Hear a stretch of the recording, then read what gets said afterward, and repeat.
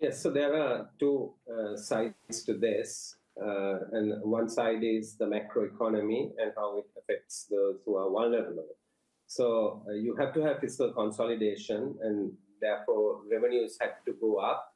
Our dispute with the government has been is that whom do you take this revenue from? That's really been the issue. Not that revenues shouldn't be taken.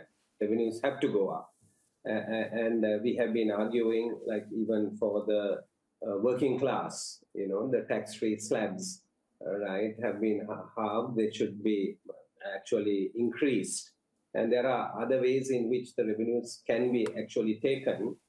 We've been championing those causes, but we haven't had much success with the government on that. So I think how this affects the poor, the vulnerable, and the working class is really the issue. And it is an issue, and that's exactly what the point that Harlan was making, I think, is the potential for protests on the street. Because if we keep on this road to austerity, we saw those protests last year, they're only going to come back in even greater numbers, aren't they?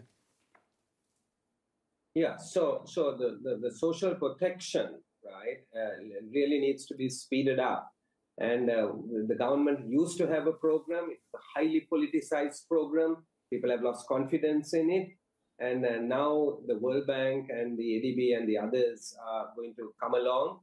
But we want to say, even to these international organizations, right, going down the same road won't help. That social protection should be on a scientific basis, because the methodology that is even being used now is unacceptable. Okay, can I just want to jump in there just for a second. I do apologize for jumping in, but could you just explain for us what you mean by social protections? Yeah, so for example, if you are making a social transfer to people, right, and we believe in social transfer rather than just in price manipulation. For example, if you have an international liter of oil, let's say at 400 rupees, right? Giving that at 200 rupees doesn't solve the problem, because anyway the poor won't use it.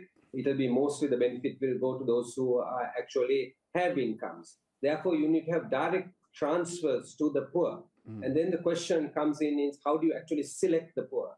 And to select the poor, you need to employ scientific methods of actually selecting the poor, rather than people going around and trying to figure out where they live, whom they have voted for, what are their assets, and this kind of thing. This has happened in the past, and I can see a repetition of the same thing. That's what we mean. In scientific, I mean hereby use other indicators like consumption, maybe electricity consumption, like some university professors have pointed out. It shows you if they consume below 30 kilowatt hours or 60 kilowatt hours, that means they don't have a refrigerator or they're very poor. And that's a more scientific basics.